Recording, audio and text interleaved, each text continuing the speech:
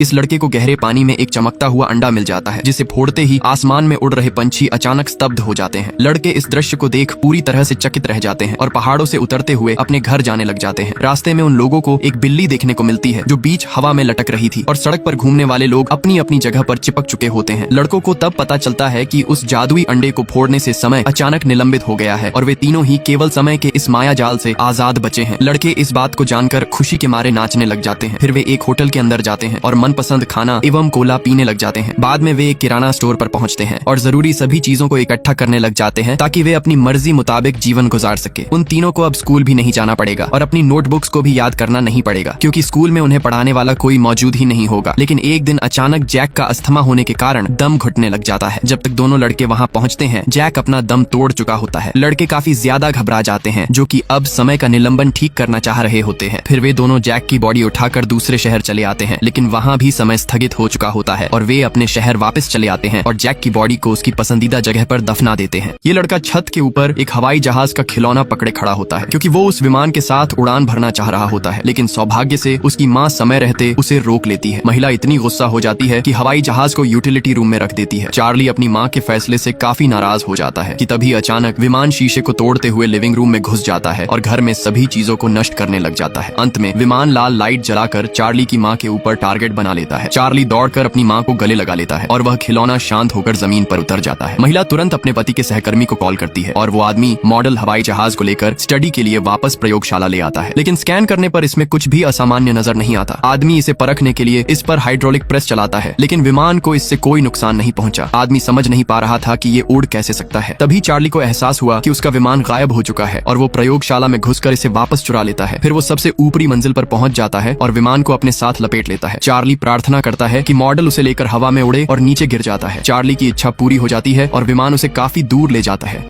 Dragon की माँ अभी भी बड़े ड्रैगन को अपनी गोद में सुलाती है, जबकि छोटे ड्रैगन शिकार के लिए लड़ाई कर रहे होते हैं। तभी अचानक वो अपने शिकार को नीचे गिरा देते हैं और ड्रैगन उनका खाना हथियाकर भोजन करने लग जाता है। तभी खलीसी उसे रोकने की कोशिश करती है, लेकिन ड्रैगन उस पर हमला करने की कोशिश करता है। ड्रैगन मदर को स्पष्ट हो जाता है कि यदि वो इसे अच्छी तरह से नहीं संभाल पाई तो एक दिन उसे बड़ी आपदा का सामना करना पड़ेगा। हालांकि कुछ समय बाद एक छोटा लड़का नदी के किनारे अपने भेड़ चरा रहा होता है कि तभी अचानक एक ड्रैगन उसके सामने प्रकट हो जाता है। अचानक वो भेड़ों के झुंड पर आग उगल देता है और अपना शिकार पकड़कर आसमान में चला जाता है। जल्द ही वो चरवाहा रानी के महल चला आता है और ड्रैगन मदर से शिकायत करने लग जाता है। तभी वो हाथ में पकड़ा हुआ कपड़ा खोल देता है, जिसके अंदर ड्रैगन द्वारा जलाई गई बकरी की हड्डियां होती हैं। रानी तुरंत ही उसके पूरे झुंड की भरपाई कर देती है और चरवाहा संतोष के साथ महल से चला जाता है। लेकिन अगले ही दिन एक और चरवाहा रोते हुए महल में दाखिल होता है, जो निराशा के साथ अपने हाथ में रखा हुआ कपड़ा खोलता है। अप्रत्याशित रूप से अंदर एक छोटा बच्चा होता है, जो भेड़ों के पास खेलते वक्त ड्रैगन फायर में जल गया होता है। रानी समझ जाती है कि उसके ड्रैगन नियंत्रण से बाहर चले गए हैं, जिस वजह से वो बड़े ड्रैगन को कैद करने का फैसला करती है। ये आदमी एक पत्थर उठाकर फेंकता है, जो जाकर सीधा एक शेर को लग जाता है और शेर उठकर उसे घूरने लगता है। आदमी फिर से एक पत्थर उठाकर उसके सिर पर मार देता है, जिससे शेर काफी ज्यादा क्रोधित हो जाता है। तभी एक महिला आदमी की इस हरकत को देख लेती है और उसकी आलोचना करने लग जाती है। आदमी अपने की पे शर्मिंदा हो जाता है और तुरंत वहाँ से भाग निकलता है। कुछ देर बाद जब वो आदमी वॉशरूम के लिए जाता है तो अचानक उसे बाहर चीखने की आवाज सुनाई देती है। जब वो आदमी बाहर निकलकर देखता है तो संग्रहालय में सभी लोग अपनी जान बचाने के लिए भाग रहे होते हैं। आदमी को कुछ समझ नहीं आता कि क्या हो रहा है और वो अपने बच्चों को ढूंढना शुरू कर देता है। लेकिन तभी उसे पीछे से गुर्राने की आवाज सुनाई देती है और वह पलट कर देखता है तो वो शेर उसी की ओर आ रहा होता है। आदमी इतना ज्यादा घबरा जाता है कि हिलना बंद कर देता है। फिर वो धीरे से अपना फोन निकालता है और 100 नंबर पर कॉल करने लग जाता है। जैसे ही शेर उसे घूरना शुरू कर देता है, डिस्पैचर महिला आदमी को शांत रहने का निर्देश देती है, क्योंकि बचाव दल उसकी मदद करने के लिए आ रहा होता है। लेकिन तभी वो शेर पहचान जाता है कि ये वही आदमी है जिसने उस पर पत्थर फेंका था। तभी वो शेर उसका पीछा करने लगता है और वो आदमी तेजी से भागने लग जाता है।